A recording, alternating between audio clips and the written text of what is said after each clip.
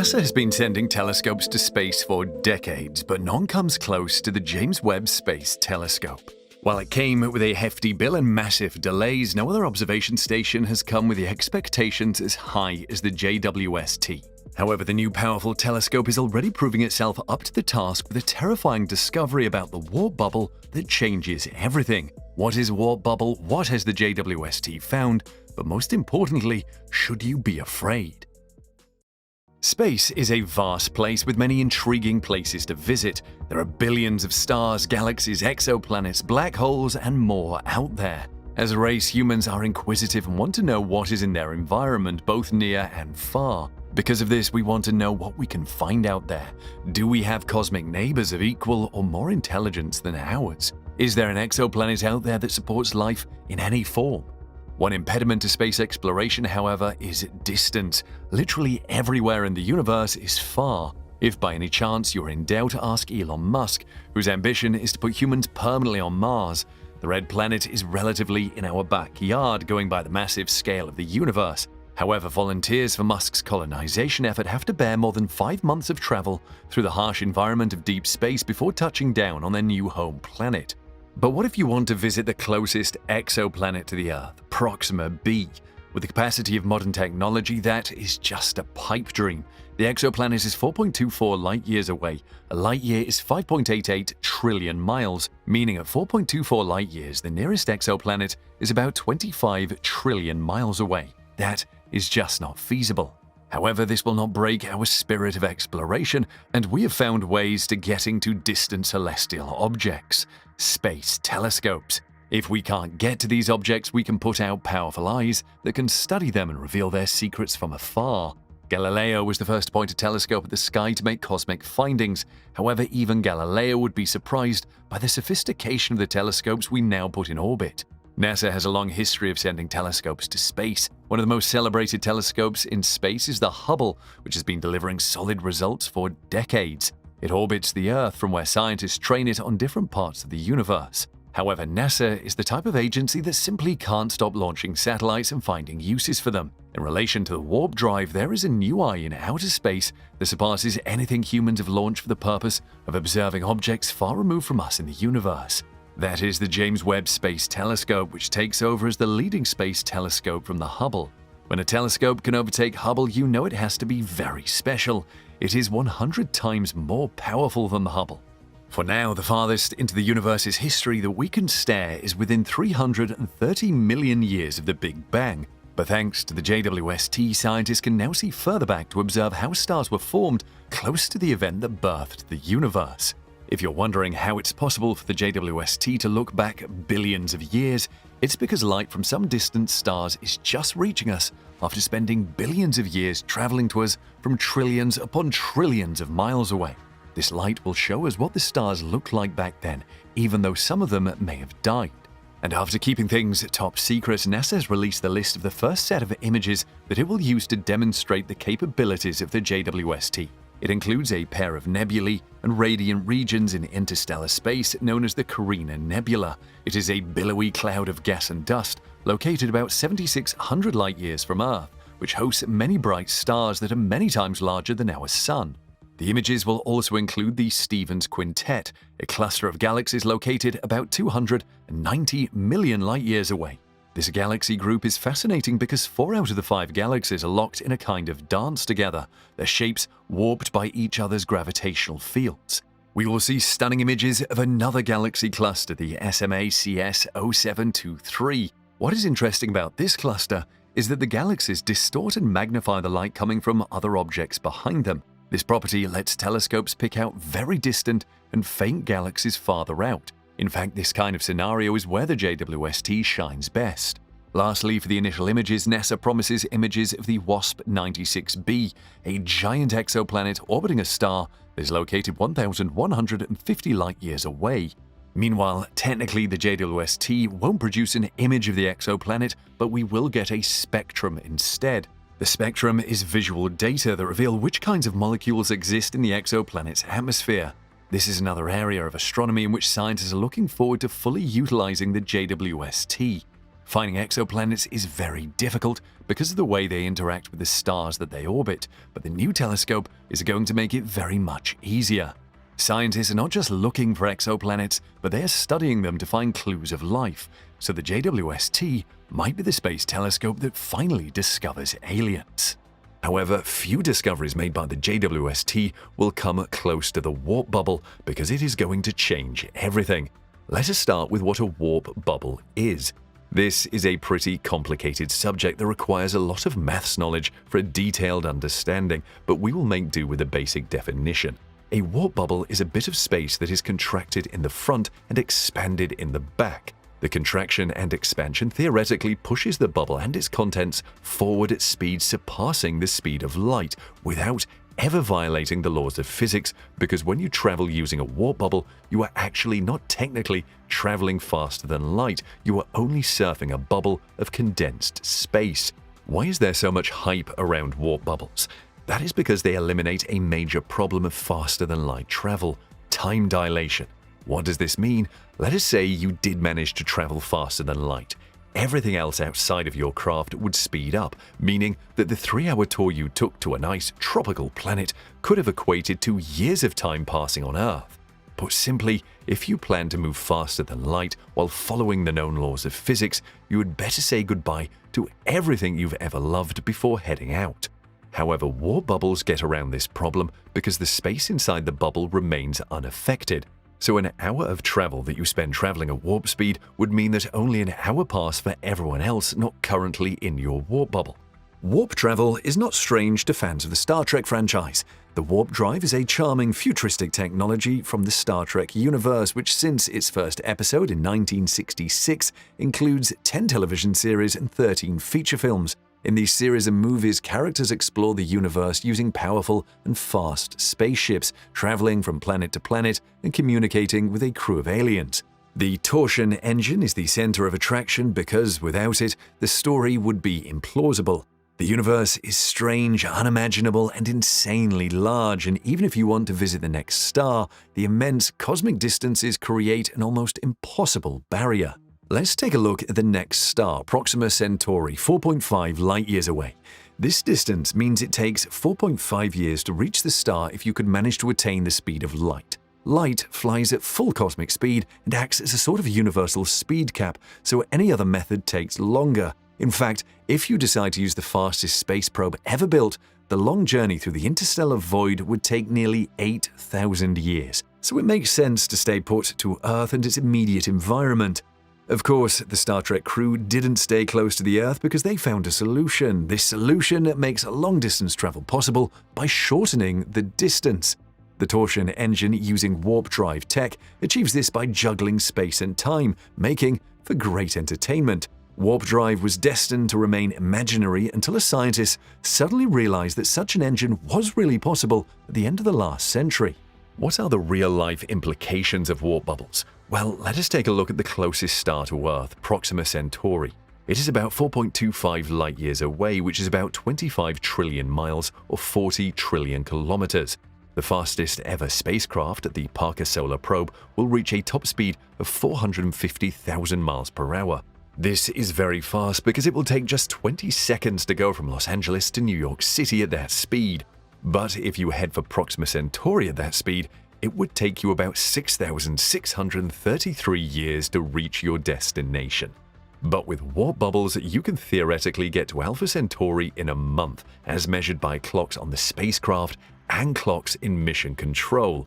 The sensation of riding in a warp bubble is the floor behind you being created out of nothing and in front of you being destroyed, moving you along.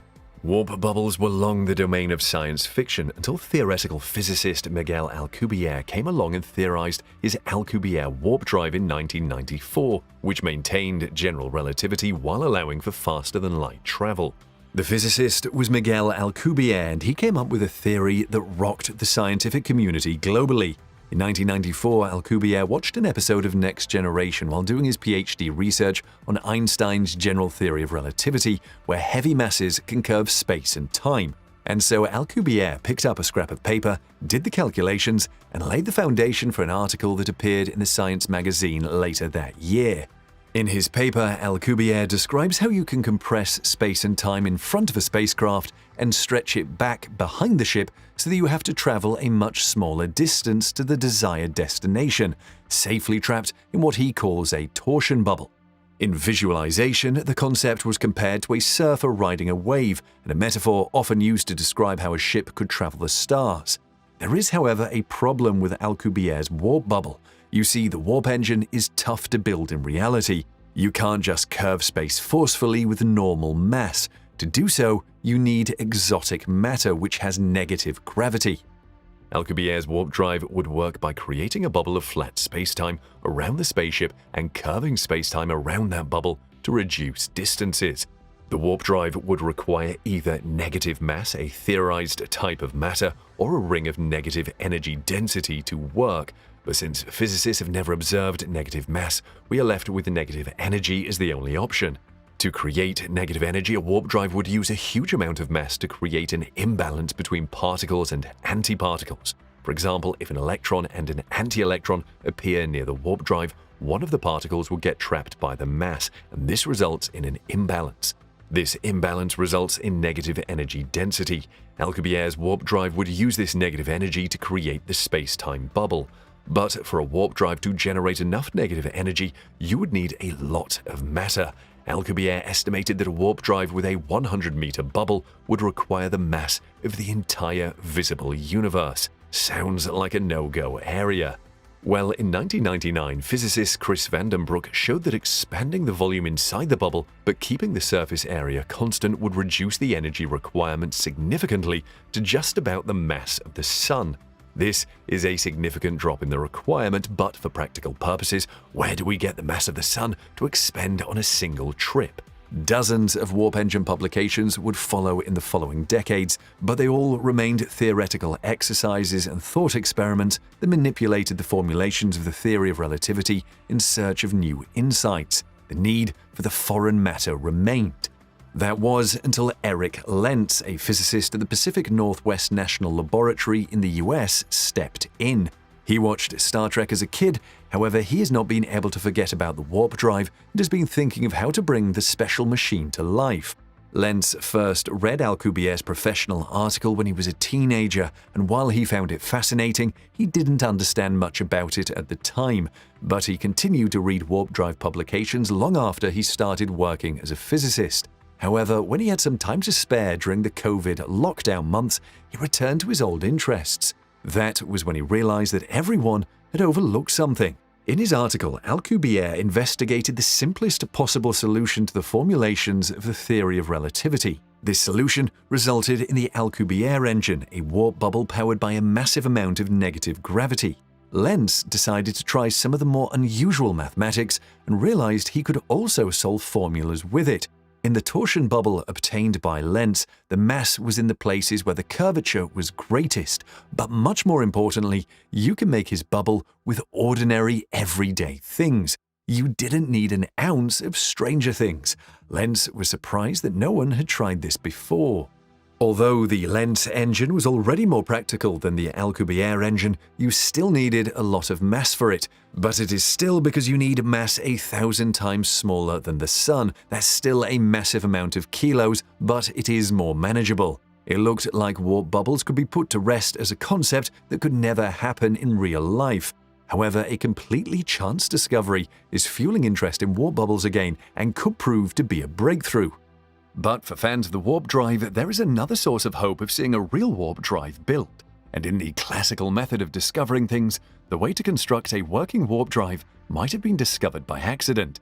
Harold White is a researcher working on a special project sponsored by the Defense Advanced Research Projects Agency, DARPA. He and his team published their work at the Eagle Works Laboratory in Texas on the potential structure of the energy contained in a Casimir cavity. The report shows that White and his colleagues chanced upon a micro-nanoscale system that is able to, wait for it, predict the distribution of negative energy density that really looked like what the Alcubierre needed to work. In other words, White and his colleagues accidentally created a microscopic experiment while researching how energy distributes around wavelengths, a theory developed by Dutch physicist Hendrik Casimir.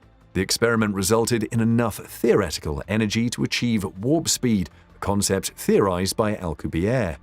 In an interview, White explained that detailed numerical analysis of the team's custom Casimir cavities helped them identify a real and manufacturable nanomicrostructure that is predicted to generate a negative vacuum energy density such that it would manifest a real nanoscale warp bubble, not an analog. Still, the real thing, meaning a warp bubble structure, will manifest under these specific conditions. White was also aware of Alcubierre's proposed mathematically valid solution to the warp drive that can traverse the cosmos above the speed of light without violating currently accepted laws of physics. He was also aware of how the solution had been derided for its use of theoretical materials and massive amounts of energy that appeared virtually impossible to engineer in any practical way. However, White, a then NASA-employed warp drive specialist and the founder of the highly respected Eagle Works laboratory, reworked Alcubierre's original metric and put it into canonical form. This change in design dramatically reduced the original concept's exotic materials and energy requirements. This reworked concept provided researchers and science fiction fans alike at least a glimmer of hope that a real-world warp drive may one day become a reality. It also resulted in the informal renaming of the original theoretical design, a concept now more commonly referred to as the Alcubierre-White warp drive. Back when White began his latest DARPA-funded research into custom Casimir cavities, a unique microscale structure with all types of promising applications, he definitely did not expect to stumble upon this potentially historic discovery, particularly one supporting a theoretical concept that he has often been outspoken about. Casimir cavities and the tantalizing quantum-scale forces are in no way related to warp drive theory or mechanics, or at least they never had been before. But, says White, it is work that he and his LSI team are passionate about, and something DARPA believes has a number of possible applications. So whether by pure coincidence or some sort of personal destiny, it appears that one of the handful of engineers on the planet who would immediately know what it was he was looking at when conducting his Casimir cavity research was in the exact right place at the exact right time to notice a striking similarity to his warp drive passion project and his current research, an observation that may have otherwise gone unseen. When White and his team published their findings, it became the first paper in the peer-reviewed literature that proposes a realizable nanostructure that is predicted to manifest a real warp bubble.